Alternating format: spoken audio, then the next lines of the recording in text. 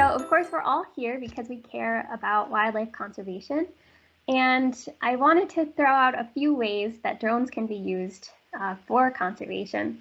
So one way is to try to prevent illegal wildlife poaching, which we'll talk about, and then also drones have been used to try to prevent other kinds of human-wildlife conflict, like, for example, when elephants come in and eat or trample crops. Drones have been used to try to deter that from occurring. And also, drones could be used to try to help with species distribution modeling, perhaps. And so there are other sensors too, of course, besides drones that you might be considering when you're thinking about doing wildlife conservation. So you might think about using satellites or different kinds of drones. You might even think about using camera traps for any of these kinds of tasks. And I mention all of these things because a lot of the techniques that we'll talk about today aren't just for drones. They could also apply to some of these other scenarios and some of these other kinds of sensors as well. So again, I'm happy to discuss that more later on. But today I'll be mostly focusing on some research that I've done, particularly thinking about the scenario of preventing illegal wildlife poaching. And in particular, we have worked with Air Shepherd, which is an NGO based in South Africa. So they fly these conservation drones. They're fixed-wing drones. They fly them at nighttime because nighttime is when poaching typically occurs in the parks that they're considering. And at nighttime, parks are closed. So if we see humans in the park, then that typically means that it would be a good idea to investigate further, perhaps. So these drones will fly around, and they'll use thermal cameras since we're flying at nighttime, which will allow us to look for things like heat.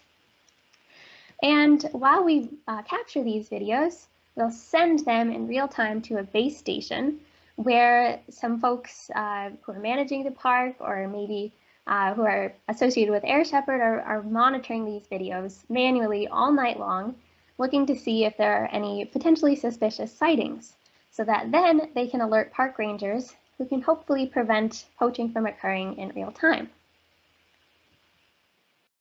So here, I just want to show an example of playing this out. This is a simulated example. Like I said, I deal a lot with software, so this is a good example of that. And we're flying around, and you can see now that we've come across some elephants. And this seems pretty good. We just found these elephants in about 10 seconds is all. But does anybody see a problem with just flying this drone around kind of in a random pattern and maybe happening upon some elephants, but maybe not finding them right away or strategically? So I'll just pause for a second to let you think about that.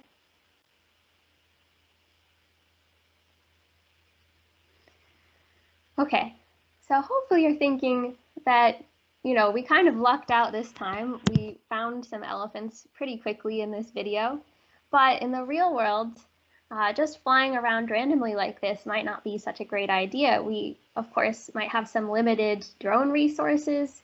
We might have limited flight distance or time availability, like this quadcopter here. It could fly for only 20 minutes. So in this talk, we're going to be talking about how to strategically allocate these drones to take into account some of these constraints that we might have. And in particular, I'm hoping that you'll take away from this talk the ability to describe how AI can be useful for conservation, and by AI I mean artificial intelligence, just to be clear. And then I hope that you'll be able to explain how we can use game theory and computer vision specifically as part of that, and point to some resources for more information about specific software related to these topics. So again, getting back into allocation specifically in our context here. So I'll just play this video quickly. So our first step in trying to allocate these drones strategically will be to gather data. We want to identify important areas in our protected area, for example, using available data and knowledge. So maybe this is expert knowledge. Maybe you know exactly where you want to be sure to protect. Maybe there's a specific area where lots of elephants like to hang out. So you could, for for example, place a pin at that particular location on a map, which will help us understand, where you're trying to protect. Of course, there are other ways that we could do this too. Aside from expert knowledge, we could use existing data. So as an example, from one of my colleagues, Lily Xu at Harvard, who is leading the PAUSE project, she has worked on gathering data about previous poaching activity. So this could also be used to help us gather data to help us make some allocation decisions. For example, if we know there's a location that has a lot of poaching activity, maybe we want to prioritize that area as we're thinking about allocation. So we can also use this kind of historical data, whether it's poaching or even animal distributions, for example. All right, so now we can take that information and we can assign some values to each of our targets. So this is just a little cartoon of a park with a few different areas, like pins that we decided are probably important, maybe because we have lots of animals there, maybe because we have lots of poaching there, anything like that. And we're going to assign some values. So these will be called utilities at each of these targets. And we will say that we'll have a positive utility if we're covered and a negative utility if it's attacked, for example, by a poacher. Because in that case, we would potentially lose animals that we had at that target. On the other hand, if we protect them successfully, then we will hopefully save the animals at that target. All right, so we have these targets. We have an idea of how important they are relative to each other based on our utilities. And so now we want to model the relationship between these targets. And this is often done using some kind of representation like a graph. So based on the distance between these targets, we can draw an edge in our graph. We can connect two targets. And I said distance. Distance is one way that you could do it. Of course, there are other ways to represent relationships between these. But in our case, we can use distance and say these are really close, so we could respond if we got an alert at a neighboring target. But somehow we want to represent our relationships. This could be with a graph. It can also be done with a grid or some other kind of representation of our area. So now we have some idea of what we're working with, right? We have some idea of the space. We have some idea of the importance of our different targets. And now we can talk about the kind of resources that we have and the assumptions that we're going to make as we start thinking about how AI can help us allocate things. So let's say that we have one human patroller who can prevent poaching from occurring, for example, if they find a poacher in the park. We could also have our drones, of course. Let's say that we have 2 of those. And let's also assume that we only have one potential poacher adversary. The drones cannot interdict, so they can't necessarily prevent poaching from occurring. They could alert our patrollers if poaching is occurring to hopefully get our patrollers to respond and prevent that from occurring. And we'll also finally assume that we have repeated interactions. So this just means that, for example, you're going to protect your park every single night in Air Shepherd's case to try to prevent poaching from occurring. So basically what we've just laid out here is called a Stackover security game or a green security game. And this is a specific kind of model that we use in AI sometimes. And I'm going to give you a really brief introduction to it. But basically, just to summarize how that fits in, we start with all this information about our park. We're going to run some kind of software, in particular using this Stackover security game model. And then we'll get an allocation out of that. So basically, our input will be some information about our park. Our output will be an allocation finally. Okay, so the Stackover security game, let's pretend we have that park still that we were just thinking about, but we only have 2 targets now instead of 5. And we're going to write out those utilities that we were talking about in this table. So we're going to write out our value that we have as the defender of the park on the left-hand side, and we're going to write the value of the adversary or the poacher on the right-hand side. And so again, if we have a positive number as a defender, then that's going to mean that we protected some animals. Maybe we protected 4 animals, for example. And if we have a negative value as the defender, then that means, unfortunately, we may have lost some animals. And the opposite is true for the adversary. So if they have a negative reward or utility, then that means that they were captured, for example, or they were prevented from poaching in some way. Whereas if it's positive, then that means that they would have been successful. Okay, so hopefully that kind of makes sense. We've got 2 targets in our park. Those are each laid out right here. And then we have some utilities, which we just talked a little bit about. Okay. So let's say that we want to place our defender resource at target number 1.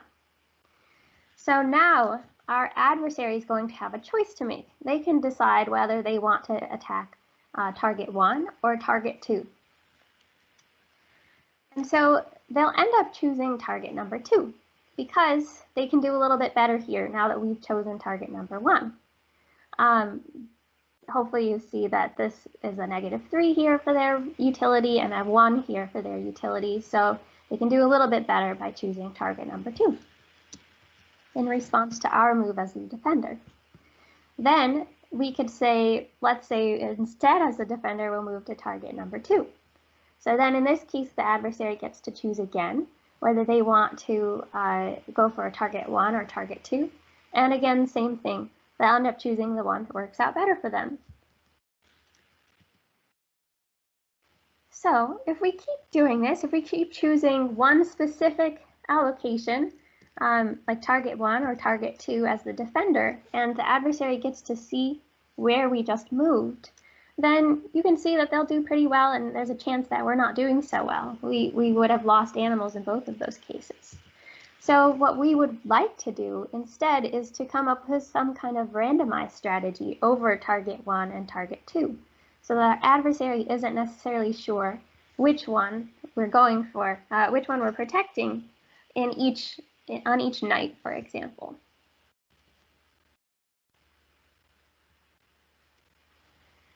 So the way that we can compute this is through optimization.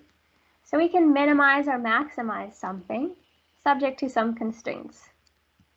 So for example, we can maximize our defender utility or our values on the left-hand side, subject to some constraints like budgetary constraints, or like we were talking about before, maybe our constraints on the number of drones that we have, the number of the amount of time we have, the number of patrollers we have, different things like this. And using all of this, eventually we can get some idea of a good allocation, both randomized over many nights and also for each particular night that we're going to run this. So that's it, we did it. But I would love to tell you a little bit about how we might be able to do even better in the last few minutes of this talk. So I want to bring your attention back to this picture we looked at in the beginning. And remember how I mentioned that people might be manually watching these videos all night long, trying to look for humans or animals in these videos. So one way that we could make this a little bit better using AI is perhaps to automatically detect humans and animals in the videos that we get, to try to save some of the effort that the folks in that van are putting in. So this is a bonus step of automatic detection as we're flying around. So we have actually created a data set of thermal imagery to try to help with this automatic detection bonus step. And so really quickly, we have a human here. We've got some lions in this middle image. We've got another human. We've got more humans. We've got a giraffe, and then we've finally got some elephants. You can see there's a lot of variety in these kinds of images that we get. We're flying all around and getting lots of different viewpoints. But using all of these kinds of videos, we ended up labeling 62,000 of these individual animals and humans. And we also generated a simulated data set. So basically, this is bringing back that simulated environment that I showed in the beginning. We didn't only use it just to look around and think about these problems, but we also used it to try to help with automatic detection by generating some synthetic thermal images to try to help us do automatic detection better. And we generated 100,000 of those specifically. So with all of that data, we can train a computer vision model to help us do that automatic detection. So in particular, this is called faster RCNN. I'm not going to go into the details of it, but this is a model that we used when we first started working on this program called SPOT. And basically what happens is you would take an image from your drone that you're gathering in real time, and you would pass it through this deep neural network, or convolutional neural network in particular. And at the end, it'll give you some kind of bounding box out. So if we look back here, it might give us this particular bounding box around this human and tell us that it's a human. So fast RCNN, again, is the name of that in case you're interested in learning more. But again, I'm going to skip the details for now and just point that out. All right, so then, now that we have this automatic detection, you could imagine that we might see something like this on our screen. We have an image that came up, we had a detection, and it asked us if it was, in fact, a poacher or a human. So then we can double check that that's correct before asking the human to make a decision about allocating the park rangers or not, or sending the park rangers out or not to respond, rather. Okay, so one more bonus step really quick. So this will be called signaling, and I'll get into what that means, but let's first think about the scenario where we happen to allocate a park ranger, a human patroller, in this area of the park at this target, and we have drones at sort of the opposite end of the park. And remember, we were talking about how our edges in this graph can tell us whether you can make it there or not, whether it's too far away. In this case, it's too far away for our human patroller to make it to see our drone. And so, is there anything that we can do? What if this drone sees a potential poacher? At first, you might think there's nothing that we can do, but this is when signaling comes into play. So again, let's consider the scenario where a ranger cannot respond in time, even though we've detected something. So one thing that our collaborators at Air Shepherd did was try to turn the lights on aboard our drone. Remember, this is all happening at nighttime. And this led the potential poacher to run away and be deterred from poaching. So this could be called deceptive signaling. So we're turning the light on, that's our signal. But in some cases, our park ranger or our human patroller may not be able to respond to truly prevent poaching from occurring. But this signal, the goal behind it is to indicate that, in fact, the patroller is responding. And so hopefully we can prevent, again, we can have this deterrence effect. Of course, as with many of the things that we talked about in this talk so far, we want to do this strategically. So you could imagine if we always turn the lights on anytime we cannot respond with a human patroller, then eventually maybe our potential poacher, after a few nights of this happening, would stick around and see if anything happened when they saw the lights turn on aboard our drone. And maybe nobody would show up. Maybe they'd start to learn that, turning the light on means it's pretty much a free pass, and they could go ahead and continue with poaching, and we would lose this deterrence effect. So we want to be strategic about doing this. We want to sometimes truly signal when somebody is able to respond, so we can build this in. And again, I won't go into the details of this, but very similarly to the allocation step we talked about before, we can again put in all of our information about our park and our situation. We can run it through this software based on the Stackover security game, and we can get out an allocation and a signaling plan all together. And again, the goal here is to help us do even just a little bit better. So just again, to give an example of what this could look like, So maybe you get this indication that you saw someone, and then you also had mentioned that it was in fact a poacher potentially. So then you could get some kind of recommendation based on this software we were talking about whether to turn your lights on and respond or not.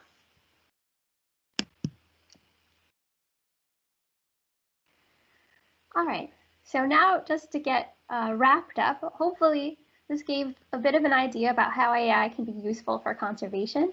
In particular, it can be really helpful about trying to strategize and allocate things efficiently and effectively, especially with limited resources. Hopefully you saw some examples of how we can use game theory. That was the Stackover security game part, and also computer vision to help with these processes especially. Then the computer vision part was automatically detecting humans and animals. And now we're going to quickly point to some resources for more information about specific software.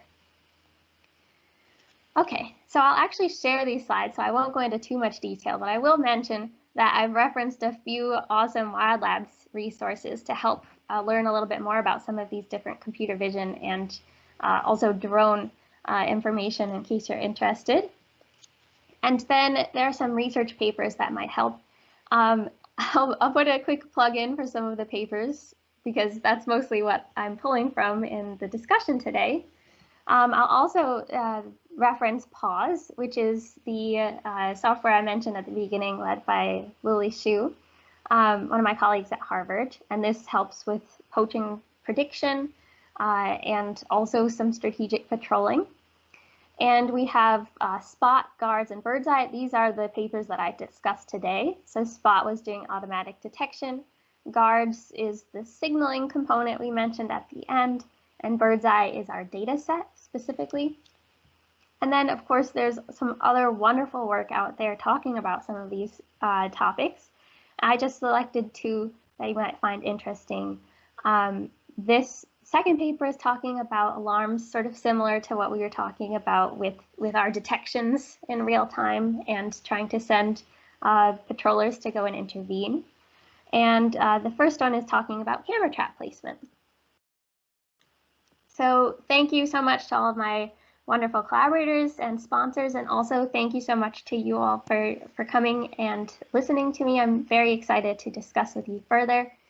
I really quickly wanted to mention that I am working on an effort, a nonprofit called Triai, where our goal is to try to increase diversity in the field of AI through a lot of projects like what I talked about, trying to explore the use of AI to hopefully benefit society in some way. In our case here, maybe in conservation in particular. So feel free to check that out for more information. We'd love to have some more mentors and projects to think about for that. And so I will stop sharing my screen now. Thank you all again so much. Thank you so much, Elizabeth. Yeah, I feel like you've made such a complex topic a lot more understandable. So thanks for showcasing those techniques. Definitely a candidate for coolest graphics at tutors.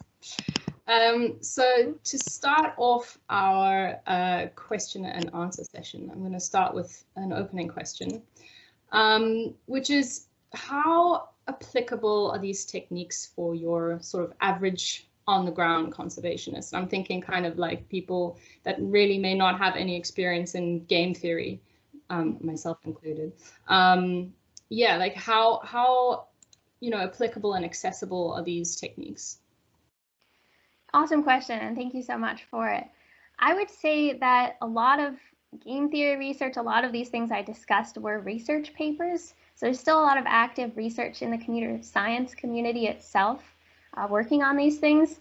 And that sometimes means that it's not necessarily got a nice app that could be used. I did show some screenshots of a really, really basic GUI basically that I created to try to help make it a little bit more accessible for our collaborators at Air Shepherd to use.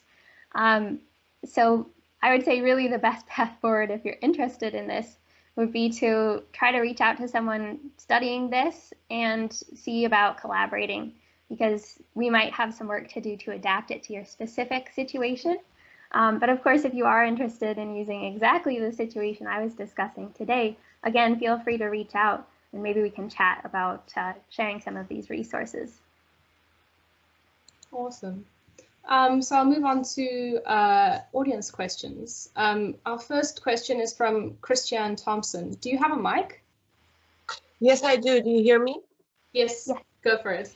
Great. So I wanted to inquire regarding your use of the GIS locations. Do the drones, I assume, take GIS locations, and that over time you can then detect behavior patterns from the animals, from the migrating animals, as well as from the poachers. And then, of course, overlay vegetation patterns and things like that to really kind of get into where would you usually see the animals and where would poaching usually occur. Is that correct? Yes, definitely. You could combine a bunch of different data sources, including information about animals, that maybe could even come from the drones themselves. So the drones could be doing many different things at once. Really, I think the sky's the limit for using this technology. And I hope this was a quick intro of how you could do such a thing. But again, very happy to chat more in detail about using it for a specific application. And I'm working on trying to include specifically in some of these algorithms, these other data sources. But in this work, I primarily worked based off of expert knowledge. Okay, thank you. Yeah, thank you. Thank you, Rob, in the chat. Sorry, I just wanted to say that. Our next question is from Carly.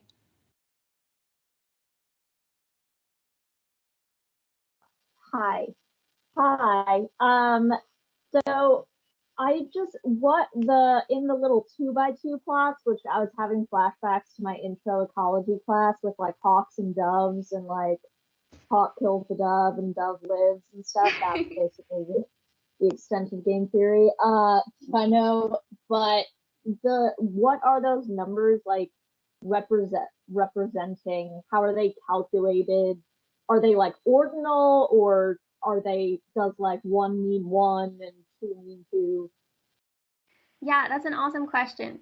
So there's actually a whole bunch of research in choosing the specific utility numbers that you would use to represent things in the real world.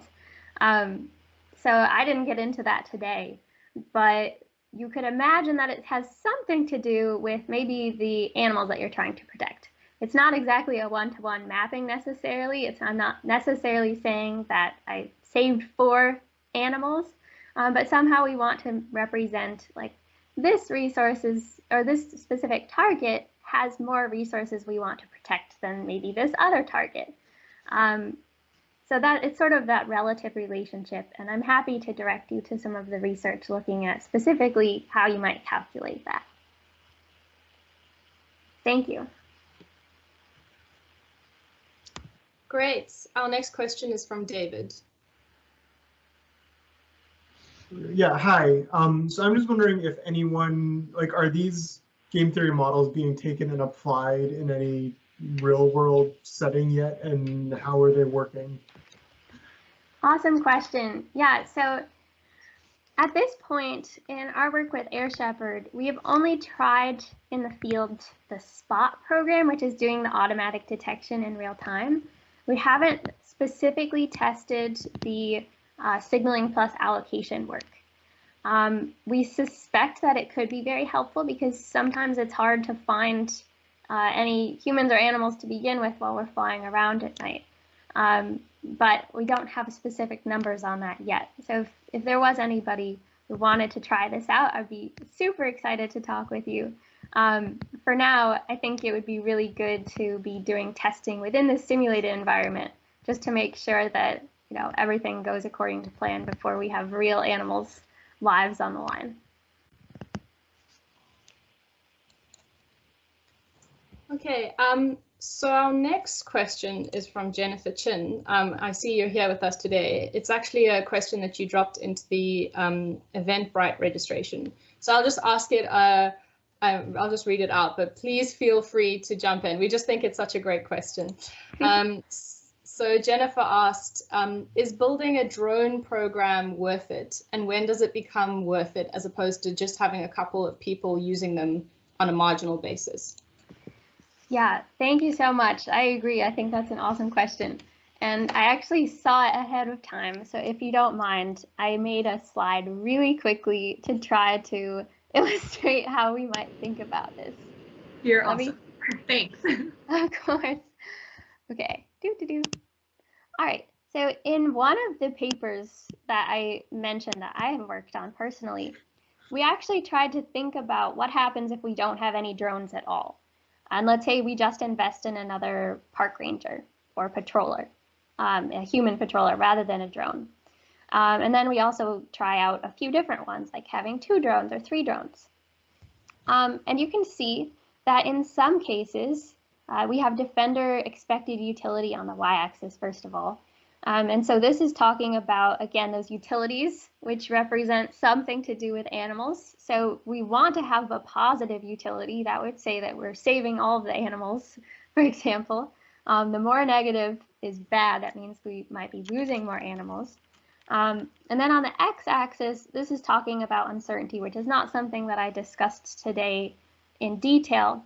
But really, all I want you to take away from this plot is to say that using these game theory techniques, or even just optimization in general, not necessarily game theory if you don't have an adversary, you could do some of this reasoning. You could try out, okay, if I have, let's say, a really bad detector, and I'm trying to rely on this, then there's a chance that using these drones will be worse than not having any drones at all.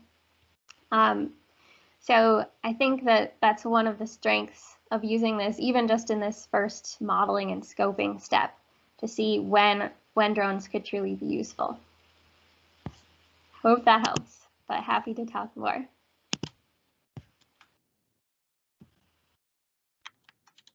Any follow-up questions, Jennifer? Seeing as I just threw you on the spot. No, that's all right. Thank you so much for that really thorough response. I think one of the questions I had was, it strikes me that there's some amount of investment up front that has to be put in order to make this useful. And if you have like 1 or 2 drones, how much more information does that give you to be able to make this decision around the utility of having more of them, or like investing in this type of analysis? Right. So again, I guess I would say that I agree with you. You have to potentially do some of this upfront work. So we could imagine saying we have these 2 drones, we pretend we're going to allocate them in our park. We have some information about our park, hopefully, to tell us, you know, this is where we have animals. We have some idea of like utilities that are important to us, saying these targets are especially important, for example. So then you could imagine running some of these models up front to say, okay, what happens if I add a 3rd drone here? What is my expected utility? If I add a 4th, what is my expected utility? And so that particular plot was trying to say, what if my drones are just not very good at detecting things, or really, what if my detection algorithm is not very good at detecting things? But you could do that too with other kinds of drone constraints. Thank you. Yeah, of course.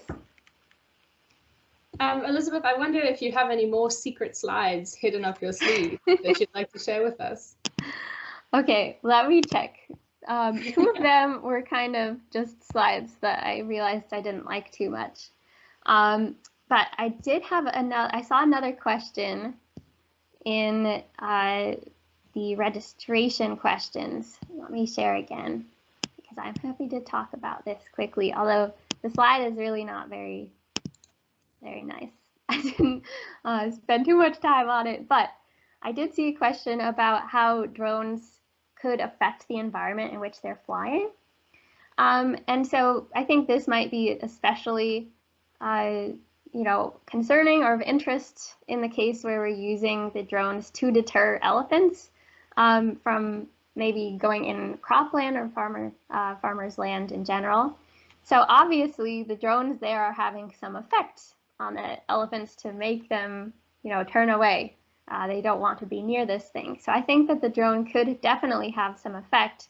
But I did find this paper as well, which seemed to indicate that, it agreed that there was going to be some effect on animals by the drones, but it did mention that they could get used to having the drones around. So that's just another sort of thing to take into account when you're considering using drones in particular, or even some other sensors. These are not necessarily things that I would be thinking about in creating these AI algorithms, so this would definitely be one that I would want to talk with all of you experts about for sure. Thank you. Hopefully it's a topic we'll get to in the after hours session. Our next question is from Rob. Oh no, I was asking it or saying a thing in the chat as well, so sorry about that. Great talk, Elizabeth. I can't even remember what my question was. Wait, I think it was about. Shall I read it? Right. So yes. So when you were showing the plot with the utilities, it struck me that you were basing that sort of on, a number of things like, for example, were there elephants in the area where a drone might be flying or something like that? Mm-hmm. How much of that, what's it called, the Stackover? Yes, it's called a Stackover security game. Mm-hmm. Yeah, so can you make that a bit more complex, like with things like stratified random allocation? So for example, like with camera trapping, often people are stuck with having to put camera traps close to roads because they can't get, into some random location in the middle of the bush sometimes. Is that something that can be taken into account here as well? Yes, I believe so, although I might have misunderstood exactly what you mean when you say randomized location. So I'm going to try to answer it based on my understanding, but just let me know if I'm misinterpreting. So basically, the whole idea behind using the Stackover security game is to think a little bit about how a poacher might be thinking about the area. How would they be thinking about where they want to attack? To try to poach an animal, for example. And using that, we want to randomize our strategy. So indeed, we're going to basically say some of the time we'll be at target 1, and some of the time we'll be at target 2. But we're not going to say where we'll be until the night of. So we'll flip a coin on the night of, and we'll say, okay, based on that coin flip, I should go to target 1 tonight. But then the next day, based on our allocation strategy, I'll flip a coin again, maybe I'll go to target 2, and so on and so forth. So that's sort of where the randomization comes in from the Stackover security game model. In terms of, moving the camera traps around in the environment, that's not necessarily something that I've built into the Stackover security game models yet. That's something that we could sort of model by saying, these are the available possible locations or targets, and then we could try to run this model to get a good idea of where we might want to place them sometimes. And we could even change the utilities maybe to account for whether some areas are easier to place than others, or some other means of modifying this algorithm. Yeah, so I think there's a lot of room to use these models to help with that. But again, if I misunderstood the random part, please jump in and let me know. Yeah, no, that's exactly right. I think in a way it's kind of already stratified in that you're pre-selecting these areas first. Say like you had your 5 pre-selected areas, and then you're randomizing which ones you allocate your resources to. But yeah, in my head, I kind of also see a whole slew of other ways that you could do that pre-selection process. So like, is it near a road? Is it accessible for poachers, all that sort of stuff, just so you're not allocating resources to. Yeah, great stuff. Thank you very much. Thank you. Awesome question. Next question is from Daniel. Yes, hello, Elizabeth. Thank you for your Hi. talk. It's very interesting. As I understand it, you analyze the pictures more or less in real time. How do you bring all this data in these rural areas to the ground? How much data are you collecting in an hour and how many frames per second and stuff like that? Because in Africa, I think the connections are not always as good as in our areas. Yeah, awesome question. So again, first I'll preface the answer by just saying that I haven't personally flown the drones. So Air Shepherd was our collaborator in these projects, and they were the ones in charge of this, but I can share what they were doing to the best of my knowledge, and otherwise make the connection if you have more detailed questions.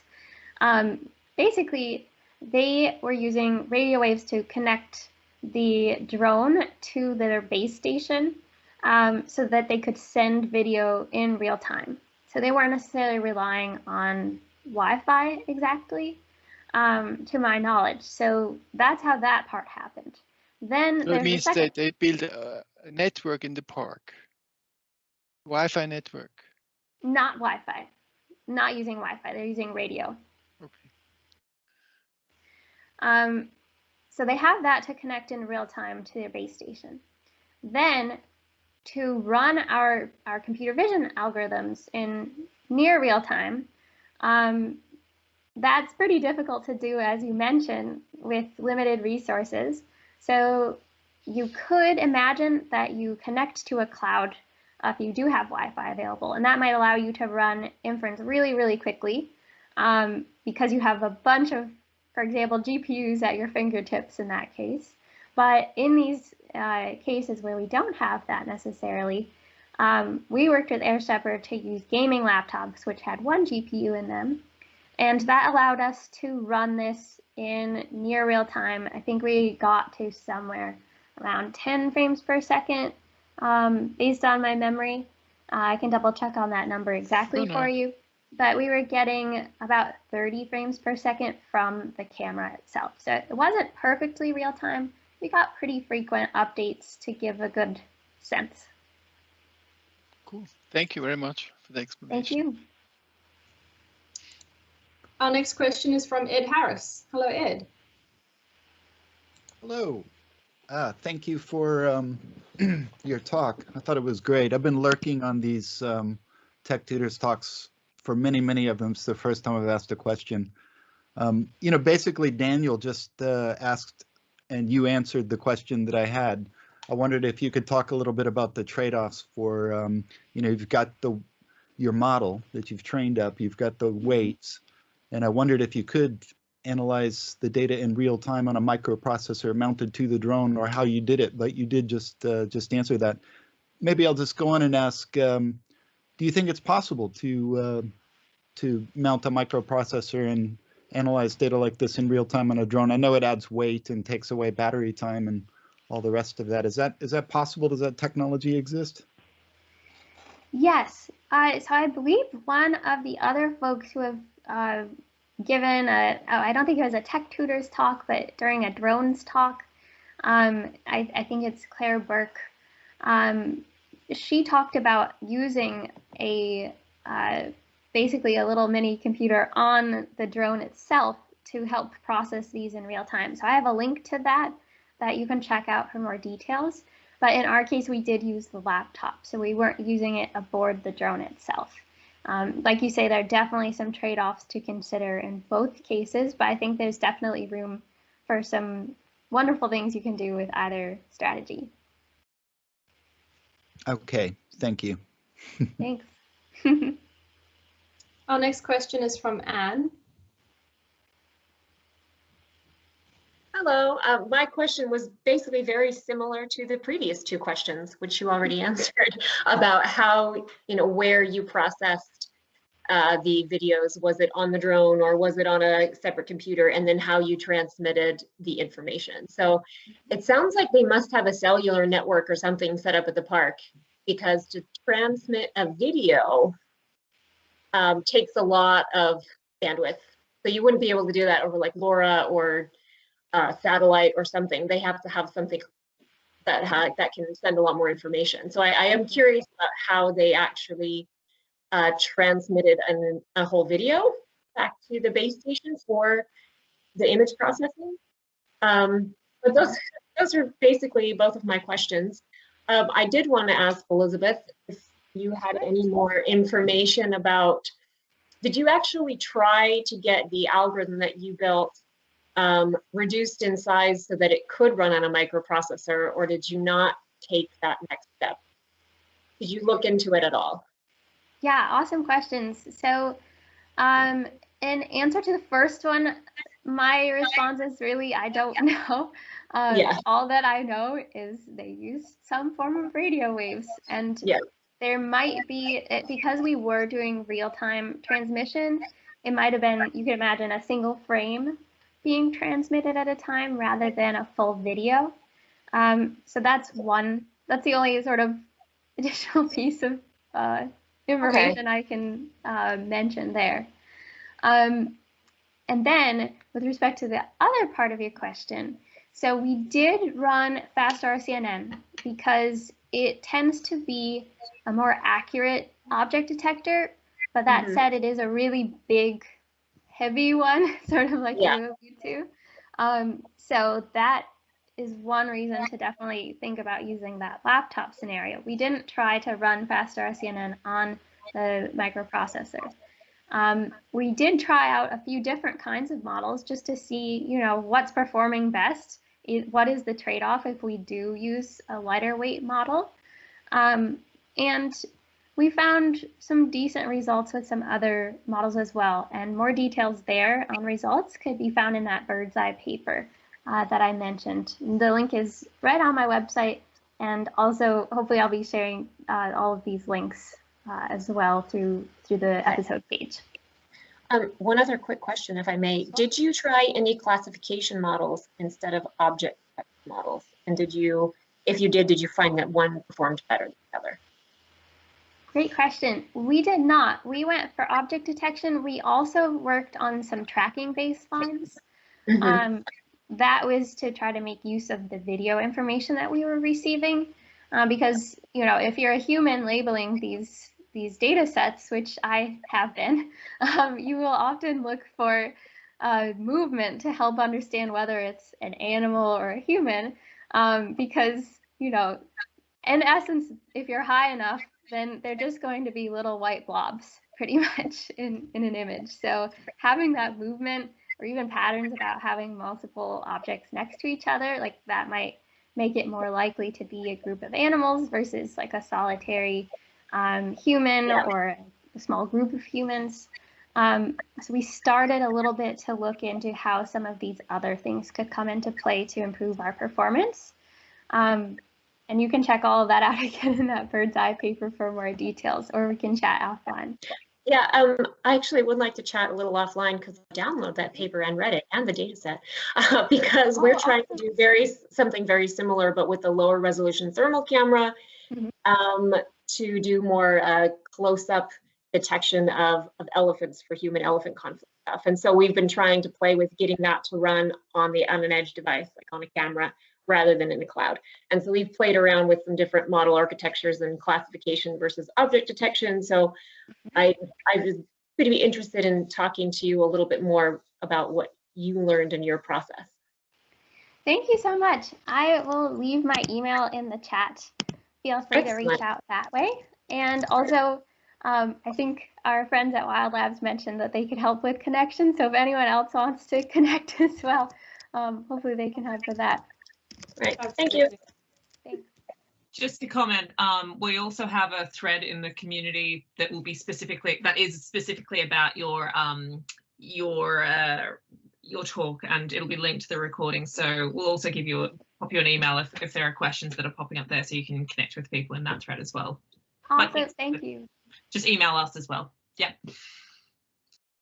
And we'll also be sure to update the episode page with all the extra resources mentioned in this episode. So if anyone wants to double check what those links are, you can find them on WILDLABS. So thank you for everyone for your questions. I'm going to do one last closing question now. So Elizabeth, you said earlier that the sky's the limit with the, this tech and these applications of these techniques. So especially as this is still active research, I just wanted to ask you, looking ahead, what is the next big development, do you think, in this field? What should our audience look out for? Yeah, absolutely. So a lot of people are really passionate, including myself, about trying to build algorithms that might help all of you wonderful folks. So definitely reach out. But I'm hopefully trying to work on incorporating this real-time information to help with these allocation strategies. So like the signaling was one example of trying to do that, where we have some information about where our potential poachers might be and trying to send a signal in response to that. I think that there are also a lot of opportunities that people are looking into in terms of this AI research side of things. In sequential decision making in general, if you've heard of reinforcement learning, there's a lot of folks looking into that right now to try to model things like specifically low-level patrolling in the park, not just saying this is the specific area where we'll deploy. Even using low amounts of data, small amounts of data, we took the strategy of trying to generate some synthetic data ourselves, but there's a lot of other research about how to do cool things, even if you don't have necessarily this much data. And also, like we alluded to earlier when I said the sky was the limit, I think there's an opportunity to bring in multiple types of sensors. So like we talked about at the very beginning, not only can we use drones to help with these ideas, we might be able to use satellite imagery and information from there as well to try to make good choices about where we should allocate things. But again, a lot of my work is inspired by working with awesome collaborators. So definitely reach out, and I'm happy to explore new things with everybody, and I'm sure many of my colleagues are too. Thank you. Yes, WILDLABS is all about collaboration. So yeah, do feel free to reach out, everyone. So I think that brings our 10th episode neatly to a close. Thank you so much, Elizabeth. It's been great having you. And also thanks to all our previous tech tutors this season. If anyone wants to rewatch this episode, you can on our YouTube channel and on WILDLABS. You can watch all the recordings from the entire season if you'd like to catch up on any of those. I'm happy to say that Tech Tutors will be back for season 3. So you can let us know what you would like to see in that season, and also sign up if you're interested in being a tech tutor for season 3, which will happen later this year, funded by Microsoft. Big thanks to them. And season 3's got a theme. We want to showcase failures and lessons learned, so keep that in mind. Of course, please do enter Tech for Wildlife starting next week. We're really looking forward to seeing all your exciting photos and what you've been working on. If anyone is interested to stick around, we'll be ending the recording shortly and having a bit more of a discussion, casual chat, sharing any interesting projects that we're working on. So please do stick around for a bit if you're interested. And there's nothing else left to say except thank you so much, Elizabeth. It's been great. Really learned a lot. Thank you. Thank you. And thank you all so much for being here. It's been a pleasure.